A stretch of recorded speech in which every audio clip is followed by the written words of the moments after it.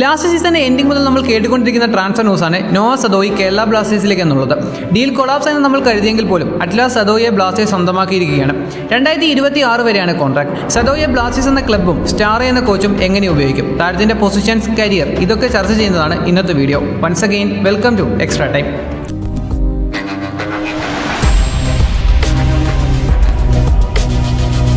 ആദ്യം തന്നെ സദോയി ISL എന്ന ലീഗിൽ വളരെ പോപ്പുലറായ പ്രൂവൺ പ്ലെയറാണ്. ഒരു റാൻഡം ഫോറിനറിനെ എത്തിച്ച് അഡാപ്റ്റ് ചെയ്യാൻ സമയം കൊടുക്കുന്നതിനേക്കാൾ എന്തുകൊണ്ടും നല്ലത് ലീഗ് എക്സ്പീരിയൻസ് ഉള്ള ഒരു താരത്തെ കൊണ്ടുവരുന്നതാകും.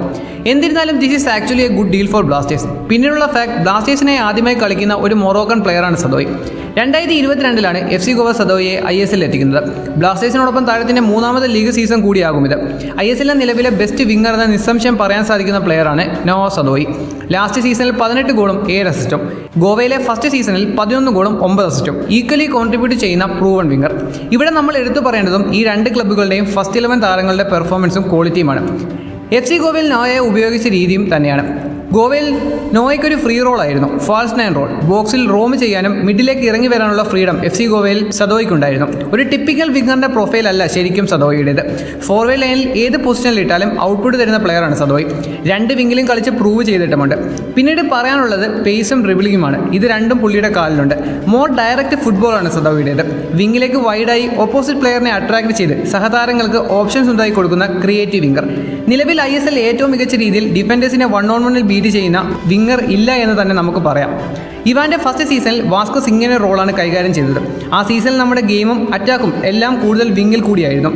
നോവ സദോയി നടത്തിയ സെയിം പാറ്റേണിൽ. ഇന്ത്യയിലെ പല വിങ്ങേഴ്സിനും ഇല്ലാത്തത് ദേ ഹാവ് പേസ്, സ്കിൽസ് എല്ലാം ഉണ്ട്. എന്നാൽ ഫൈനൽ തേർഡിലെ ഡിസിഷൻ മേക്കിംഗ്, ഒരു ഫോറിൻ താരത്തിൽ നിന്ന് ക്ലബ്ബ് എന്താണ് പ്രതീക്ഷിക്കുന്നത് അത് സദോയിലുണ്ട്. ബോക്സിൽ സ്പേസ് കണ്ടെത്താനും ഫിനിഷിങ്ങുമെല്ലാം. എതിർ ഡിഫൻഡേഴ്സിനെ നന്നായി പ്രസ് ചെയ്യുന്നതിലും മുന്നിലാണ് സദോയി. ലാസ്റ്റ് സീസണിൽ ISL ഏറ്റവും കൂടുതൽ ഷോട്ട്സ് എടുത്ത പ്ലെയർ കൂടിയാണ് സദോയി. ഇതിൽ മിക്കതിലും ഓഫ് ടാർഗറ്റ് ആയിരുന്നു. ബോക്സിൽ അറ്റംപ്റ്റ്സ് നടത്തുന്നുണ്ട് താരം, എന്നിരുന്നാൽ പോലും. കാര്യങ്ങളൊക്കെ ഇങ്ങനെയാണെങ്കിൽ പോലും സദോയി എന്ന പ്ലെയറിന്റെ ഫുൾ പൊട്ടൻഷ്യൽ കൊണ്ടുവരണമെങ്കിൽ ചുറ്റുമുള്ള പ്ലേയേഴ്സിന്റെ സപ്പോർട്ട് അനിവാര്യമാണ്. സദോയി ഏറ്റവും കൂടുതൽ ഇതിൽ സഹായിക്കാൻ പോകുന്നത് അഡ്രിയാൻ ലൂണ എന്ന താരം തന്നെയാകും. രണ്ടുപേരും ഏകദേശം ഡയറക്റ്റ് ഫുട്ബോളാണ് കളിക്കുന്നത്. ബോൾ കിട്ടുന്നു, ലാഗ് ഇല്ലാതെ ബോക്സിലേക്ക് അറ്റാക്ക് ചെയ്യുന്നു. ഇതിൽ ലൂണയ്ക്കൊപ്പം ഷോർട്ട് പാസസ് കളിച്ച് അറ്റാക്ക് ചെയ്യാനും സദോയിക്ക് കഴിയും. ചോദ്യം, ലൂണ പുറത്തിരിക്കേണ്ടി വരുന്ന മത്സരങ്ങളിൽ എന്തു ചെയ്യും? ഇവിടെയാണ് വിഷയങ്ങൾ ഉദിക്കുന്നത്. ലാസ്റ്റ് സീസണിൽ സ്ട്രൈക്കേഴ്സിന്റെ കൂട്ടത്തിൽ ബോക്സിൽ ഏറ്റവും കുറവ് സപ്ലൈ മാത്രം കിട്ടിയ സ്ട്രൈക്കറാണ് ഡയമൻഡോക്കോസ്. എന്നിട്ട് പോലും അദ്ദേഹം ഗോൾഡൻ ബൂട്ട് നേടി. ബ്ലാസ്റ്റേഴ്സ് മിഡ്ഫീൽഡിന്റെ ക്രിയേറ്റിവിറ്റി വലിയൊരു ഫാക്ടർ തന്നെയാകും സദോയുടെ ഫുൾ പൊട്ടൻഷ്യൽ പുറത്തു കൊണ്ടുവരാൻ. സീസൺ മുന്നോട്ട് പോവുകയാണെങ്കിൽ ഒരു ടോപ്പ് സ്ട്രൈക്കറിനെ ബ്ലാസ്റ്റേഴ്സ് ടീമിൽ എത്തിക്കണം ഉറപ്പായും. സദോയ്ക്കും ഓവറോൾ ടീമിനും ഇങ്ങനൊരു താരത്തിന്റെ ആവശ്യം മുന്നിലുണ്ട്. സ്റ്റാറെ സദോയെ എങ്ങനെ യൂസ് ചെയ്യും? എന്റെ അണ്ടർസ്റ്റാൻഡിംഗിൽ സദോയെ ടീമിലെത്തിച്ചത് ഇവാന്റെ റിക്വയർമെന്റ് വേണ്ടിയാകും, ഇവാന്റെ സിസ്റ്റത്തിൽ യൂസ് ചെയ്യാൻ. സ്റ്റാറെ ഈ പ്ലെയറിനെ എങ്ങനെ യൂസ് ആക്കുമെന്ന് കണ്ടു തന്നെ അറിയണം. പേപ്പറിൽ നമുക്ക് വേണമെങ്കിൽ സെക്കൻഡ് സ്ട്രൈക്കർ, AMF അങ്ങനെ റോൾ കൊടുക്കാം. ടാക്ടിക്കലി സ്റ്റാറയുടെ സിസ്റ്റത്തിൽ എന്തിരുന്നാലും നോവയ്ക്ക് റോൾ ഉണ്ടാകും. സ്റ്റാറയുടെ സിസ്റ്റം ലോ ബ്ലോക്ക് ആണ്, അത്യാവശ്യം ഡിഫെൻസീവ്.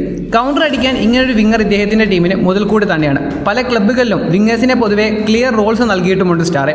മുൻ ക്ലബ്ബുകൾ 2 സ്ട്രൈക്കേഴ്സിന് പിന്നിൽ ഒരു ഫ്രീ റോൾ പ്ലെയർ, ഇതായിരുന്നു സ്റ്റാറയുടെ ഫോർമേഷൻ. ഇതിൽ 2 സ്ട്രൈക്കറായി ഒന്നിൽ നോവയെ നമുക്ക് ഉപയോഗിക്കാവുന്നതാണ്. ലൂണയുടെ ചുറ്റും തന്നെയാകും സ്റ്റാറെ ടീമിനെ ബിൽഡ് ചെയ്യാൻ പോകുന്നതും.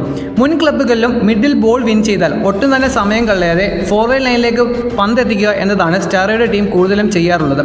അങ്ങനെ ഒരു സിസ്റ്റത്തിലേക്ക് പറ്റുന്ന പ്ലെയർ തന്നെയാണ് സദോയി. ഇതെല്ലാം ജസ്റ്റ് പോസിബിലിറ്റീസ് മാത്രമാണ്. സ്റ്റാറയുടെ ഇന്ത്യയിലെ ഫസ്റ്റ് സീസൺ, പുതിയ പ്ലേയേഴ്സ്, പുതിയ ക്ലബ്, ഏത് സിസ്റ്റം അഡോപ്റ്റ് ചെയ്യുമെന്ന് കാത്തിരുന്ന് തന്നെ നമുക്ക് കാണേണ്ടതാണ്. FC ഗോയിൽ നമ്മൾ കൂടുതലും സക്സസ്ഫുള്ളായി കണ്ടത് വിങ്ങിൽ കണ്ട കോംബോ ആണ്, ഐബനും നോവോയും. 2 വർഷങ്ങൾക്കപ്പുറം രണ്ടാളും ഇന്ന് ബ്ലാസ്റ്റേഴ്സ് ജേഴ്സിയും ഉണ്ട്. സ്റ്റാറയുടെ സിസ്റ്റത്തിൽ കൂടുതലും വൈഡ് കോമ്പിനേഷൻസ് ആണ് പുറത്ത് കണ്ടുകൊണ്ടിരുന്നത്. സ്ട്രൈക്കർ പേസ് കുറഞ്ഞ പ്ലെയർ ആണെങ്കിൽ പോലും സദോയുടെ പേസും നല്ല ഫിനിഷിംഗ് കേപ്പബിലിറ്റീസും ഉള്ള ഒരു സ്ട്രൈക്കർ ആയിരിക്കും ഈ സീസണിൽ ബ്ലാസ്റ്റേഴ്സിനെ മുന്നോട്ട് കൊണ്ടുപോകുന്നത്. സ്റ്റാറയുടെ വിങ്ങേഴ്സ് ഡിഫെൻസീവ്ലി വലിയ രീതിയിൽ കോൺട്രിബ്യൂഷൻസ് നൽകിയില്ലെങ്കിൽ പോലും വലിയ രീതിയിലുള്ള അറ്റാക്കിംഗ് ഔട്ട്പുട്ട് ഇതിൽ നിന്ന് നമുക്ക് മത്സരങ്ങളിൽ പ്രതീക്ഷിക്കാം. പ്രീവിയസ് ക്ലബ്ബുകളിലെല്ലാം ഇങ്ങനൊരു പ്ലെയർ സ്റ്റാറയുടെ സിസ്റ്റത്തിൽ ഉണ്ടായിരുന്നു.